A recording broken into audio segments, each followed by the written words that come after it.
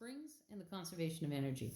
So for an isolated mass spring system, the total mechanical energy, which in this case would be kinetic, elastic, and gravitational potential, remains constant. So we've done before, last year and this year, the law of conservation area questions, where we know that the total energy at every point will be the same, but we only had kinetic and gravitational potential. Now, if there is a spring or a bungee cord or something that stretches or compresses, we need to add in the elastic potential energy. So we're going to try this example here. So I'm just going to move this up a little bit. So it says a model car of mass 5 kilograms slides down the frictionless ramp onto a spring with a spring constant of K equals 4.9 kilonewtons per meter. So what we have is this little car, and at this point here, all the energy is gravitational potential energy. We're not squishing this, it's not moving, so it's all gravitational potential energy. When it loses all of its height, it's going to be going its fastest. So all that gravitational potential energy got converted over here into kinetic energy. And then that kinetic energy squishes the spring in.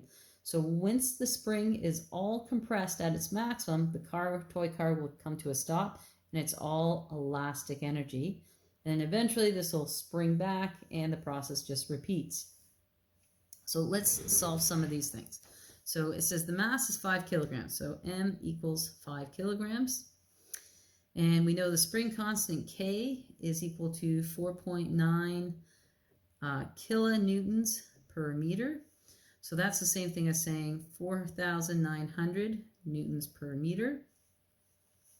And the maximum compression is 22 centimeters. So X is equal to 22 centimeters, which is equal to 0.22 meters.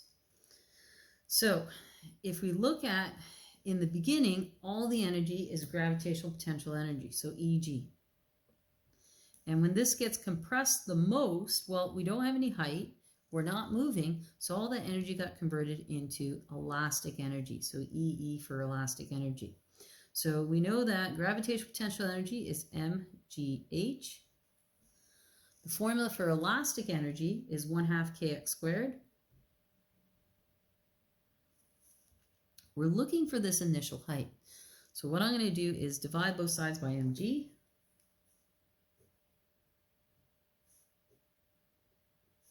The mg's cancel out on this side. And I'm left with h is equal to kx squared. Now this 2, it's like divide by 2, so it's in the denominator, 2mg. So we're going to put our numbers in and calculate what the height is. So k was 4,900, x is 0.22 squared, divided by 2 times the mass, which is 5, and g is 9.8. And I end up with 2.42 meters. We need to round to 2 significant digits, so that would just round to 2.4 meters.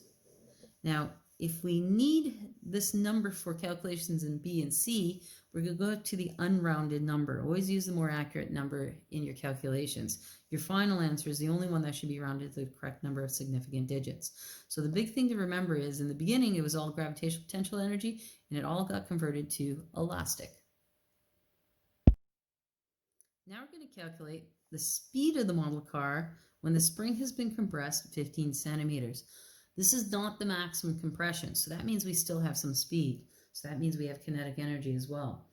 So we're looking for when x is equal to 0.15 meters. We're looking for the speed. Well, I know from the law of conservation energy that the total energy at this point is going to be equal to the gravitational potential energy, and that's all been converted into both elastic and kinetic. So total energy in the beginning was all gravitational potential energy, but we've lost all that height. It got converted into both speed and elastic energy. So if we're looking for speed, I need to know what my kinetic is. To get the EE onto this side, I would simply just subtract it from both sides. So minus the elastic, minus the elastic. So I'm left with EK is equal to EG minus EE. So now what I'm going to do is I'm going to figure out, well, what exactly was the gravitational potential energy, what is the elastic energy, and I'm going to plug it back into this formula. So let's do that. So first I want to find the gravitational potential energy. So EG is equal to mgh. Well, the mass of this was 5 kilograms. G is 9.8. My initial height, I calculated that earlier. That was actually 2.4 meters. But we're going to go the more accurate, which is 2.42. I plug all that into my calculator and I end up with 118.58 joules. I also need to figure out what the elastic energy is. So let me do that next. So energy elastic is equal to 1/2 kx squared. So 1/2, the k constant was 4,900.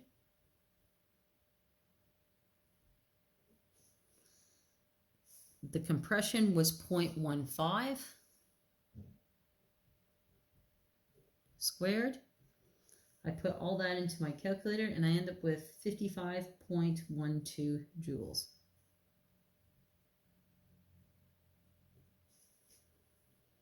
So in my formula over here, I'm going to go kinetic is equal to the gravitational potential, subtract the elastic. So I'm going to subtract these two numbers.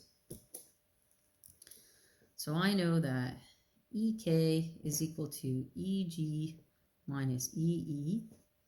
So that will be 118.58, subtract 55.12.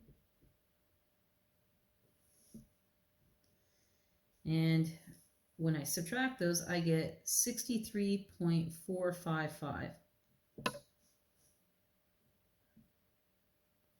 Or 63.45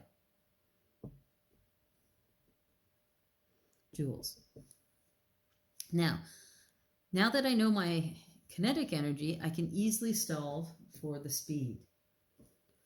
So we know that kinetic energy is equal to 1/2 mv squared. To get v all alone, I'm going to multiply by 2, divide by m, and then take the square root to get v all by itself. So v is equal to the square root of 2ek divided by m. Let's plug our numbers in. So it'll be 2 times the kinetic energy, which was 63.45.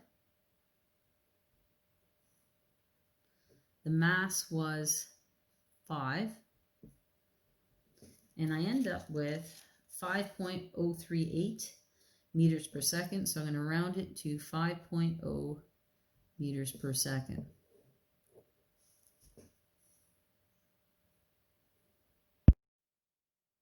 Part C. Determine the maximum acceleration of the car after it hits the spring. So now I'm looking for A, the acceleration. So we know that F net is equal to ma.